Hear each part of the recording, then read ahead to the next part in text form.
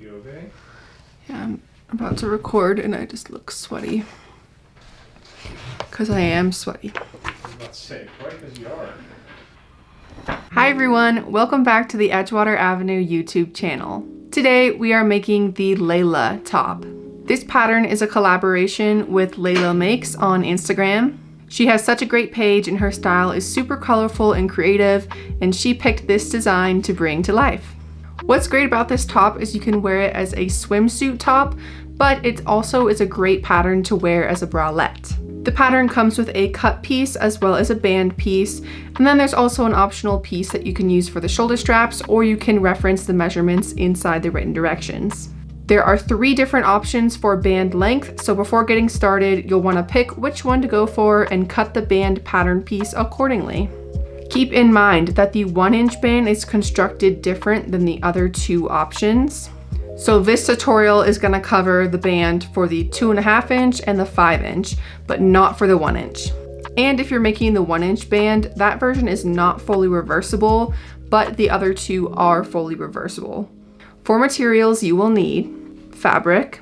Here I'm using 2 different swimwear fabrics since the pattern option I'm making is fully reversible. But like I mentioned earlier, you can make this top with another stretchy knit fabric, something like a jersey, bamboo, modal, even like a nice stretch merino wool. All of those are really great options if you want to make this into a bralette. And speaking of fabric, another option that I didn't show here, but I did mention it in the written directions, is you can add an optional layer of power mesh to the cut pieces. This is going to be great if you have a larger or heavy chest and you really just want a little more support in that area. It's going to prevent the cups from stretching out so much that you're just kind of hanging there. It gives you a little bit of lift.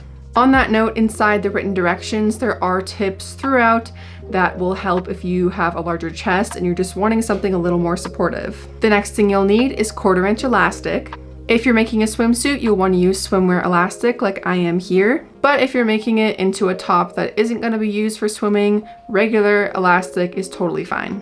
Then, of course, you will need regular sewing supplies, including a cutting tool and seam ripper. And since this top has some skinny shoulder straps, you will need a tool to turn those straps. Here I have a loop turner, but you can also use a safety pin or some other way to turn your straps. So beginning with cutting, we're going to be cutting 4 bust pieces in total. Here I'm going to be cutting 2 mirrored in my lining fabric, and later I'm going to cut another 2 mirrored in my main purple fabric. Just so you know, I say lining, but these are both regular swimwear fabrics, not any sort of swim mesh lining. Keep in mind you do not want to cut out the dart at this point. And I don't know why I didn't do it here since this top is fully reversible. I didn't cut 1 band piece in my lining fabric, but you could if you wanted to. Ultimately, there just needs to be 2 band pieces in total, so however you want to do that. Then we can move on to this purple fabric, which I'm going to call my main fabric. And again, we're going to cut 2 mirrored bust pieces. And since I didn't cut one of my bands in the previous fabric, here I'm going to be cutting 2 band pieces. Note that this band is to be cut on the fold.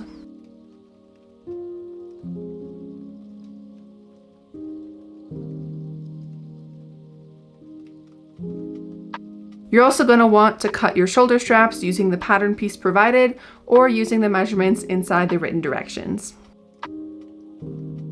Now we have all of our pieces, 4 cut pieces, 2 bands, and 2 shoulder straps. And we can now move on to construction. The first thing we're going to do is prepare the darts. So get your paper pattern out, and now you can cut out the dart along the dart legs. Then take 1 cut piece at a time and place the paper pattern onto the wrong side of the fabric. Using a fabric marker or chalk, trace out the dart legs. Repeat this with all 4 cut pieces, remembering to mark on the wrong side of the fabric.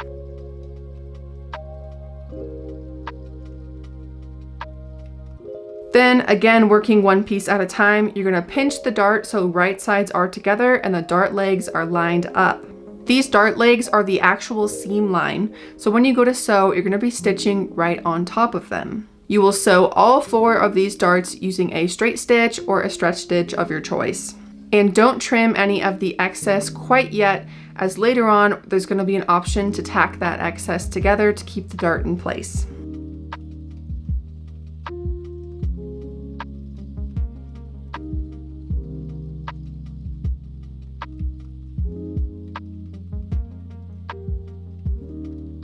Now that our darts are finished, you're gonna match each bust piece with right sides together. We're gonna be using a basting stitch and sewing the sides of the cups, but not the bottom quite yet. At this time, we're also going to take the shoulder straps and match them with right sides together lengthwise and use a basting stitch to sew the raw edges. A basting stitch is a long straight stitch that's meant to be temporary, and really here I'm using a basting stitch instead of using pins. If you prefer to use pins instead, or even you can baste by hand, go ahead and do that, because the point here isn't the sewing. The point is to tack this fabric together, making sure it lays right before we go to attach our elastic in the next step.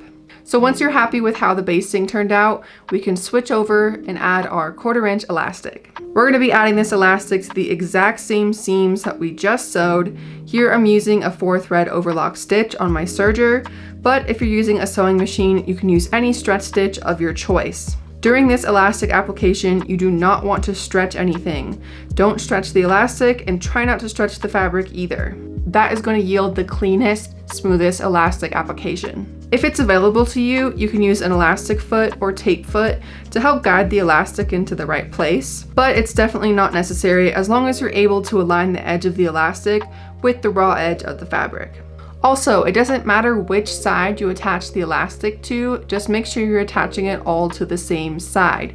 So in my case, my dominant fabric is my purple main fabric, and I'm going to be attaching all of my elastic onto the purple side. Smooth elastic application without any bunching is an art, and it can take some practice. So if you feel like you need more help with this, I suggest watching my elastic series here on YouTube. You can find that on the playlist tab on my channel. Now we're going to take our loop turner or any other strap turning method and turn each shoulder strap out to the right side.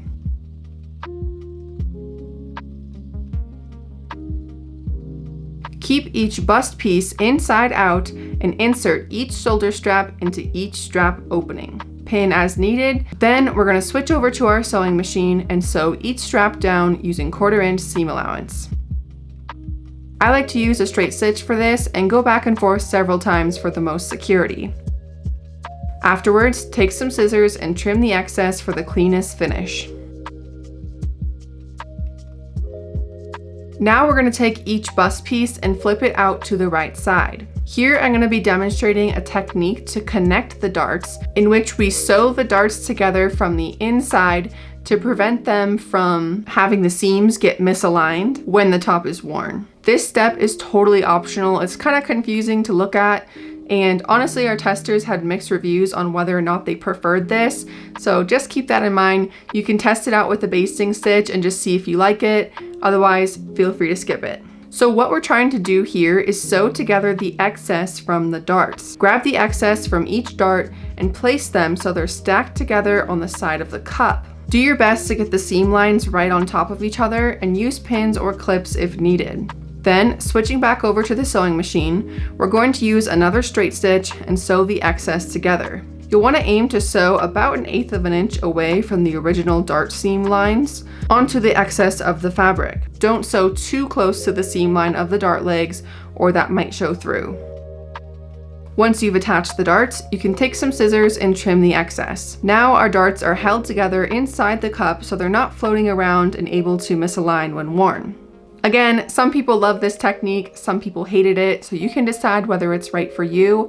If you don't go with this route, you can either just trim the dart excess off, or you can fold the excess to the side and just stitch it down. Now moving forward, we are going to baste the bottom of the cups closed, again using a basting stitch. This just helps with fabric management since things are going to get tricky as we begin to attach the band.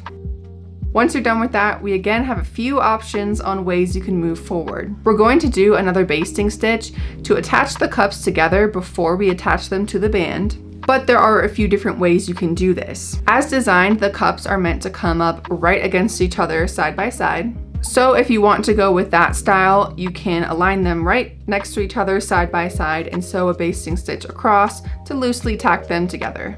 Or another option that's especially helpful for larger busts, or if you want a little more coverage and support, is overlapping those cups just a little bit. So here I'm gonna overlap my cups by about 1 inch or less, And I'm gonna sew a basting stitch at the connection to attach the cups together before we go on to the band. Again, if you don't want overlap, you definitely don't have to do it. Just sew the cups right next to each other.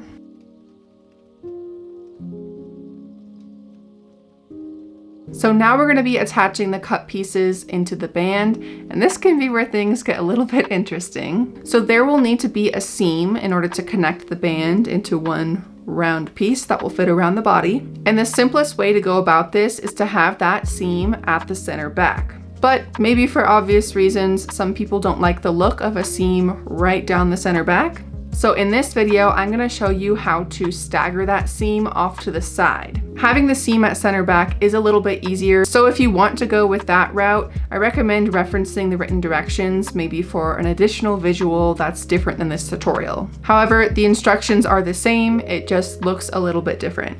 So in the video here, I'm gonna be showing you how to stagger. So first, I'm gonna mock up where the cups will attach onto that first band piece. Notice that my band connection seam is right off the edge of one of the cups. You will want to leave about an inch away from the edge to account for when we sew the band seam. If your seam is going to be at center back, you can just mark the center front of the band and then put your cups on either side of that equally.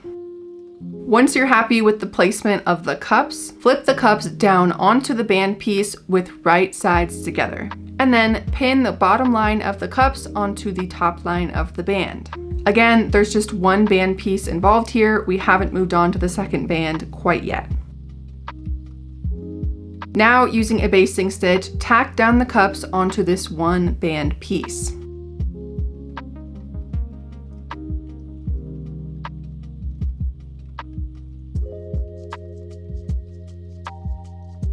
Once you're happy with how the cups are placed into the band, we're going to mock up how this top will be finished in order to place our shoulder straps in the back in the correct place. So first, use pins or clips to bring together where the band will connect. Then lay your top out as if it is finished.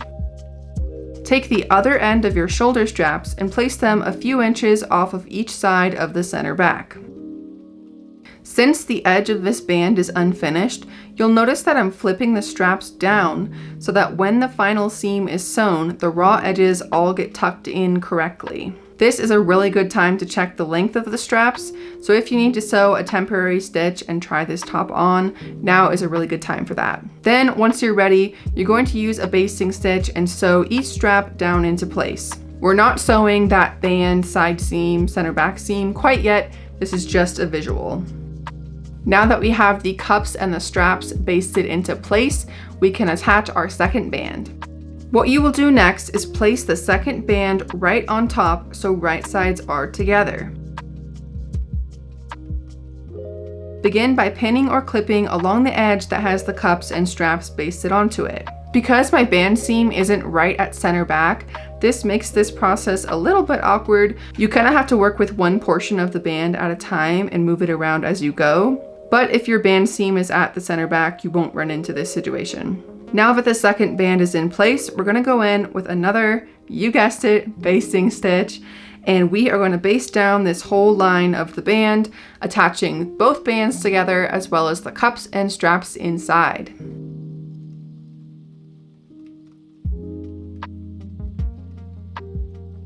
And before we start sewing any final stitches, we are first going to sew the bottom line of the band. And to do this, we need to roll up the cut pieces as well as the shoulder straps and tuck them completely inside of our two band pieces. Make sure there's nothing in the way of sewing the bottom of that band. And if you're doing the band seam off to the side like I am, again, you'll see I do have a bit of an awkward maneuver, just having to shift the fabric in order to get this all clipped into place.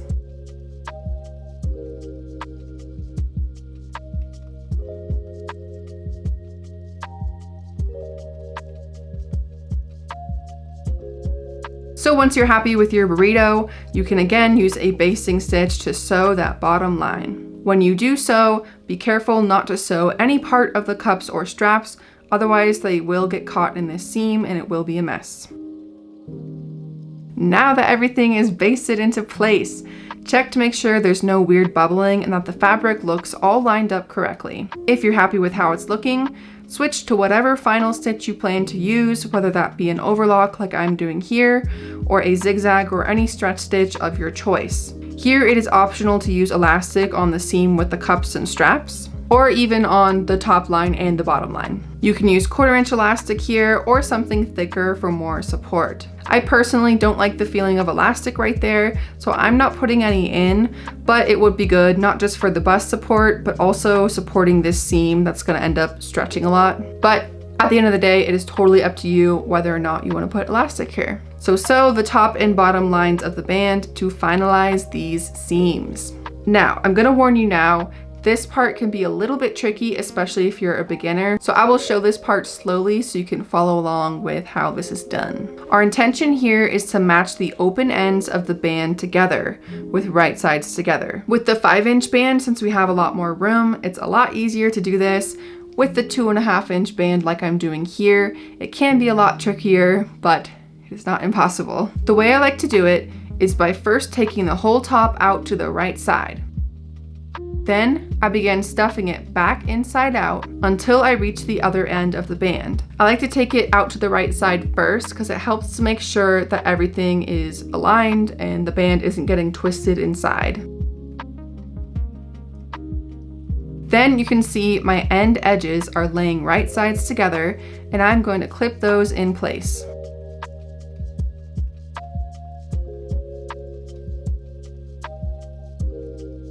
Then I'm going to go in with a basting stitch and tack it all down across all 4 layers of fabric of that band.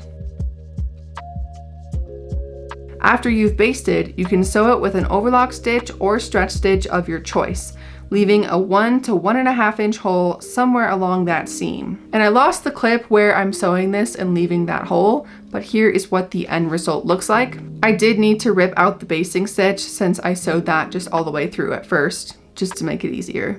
Now through this hole, I'm going to take the entire top out to the right side.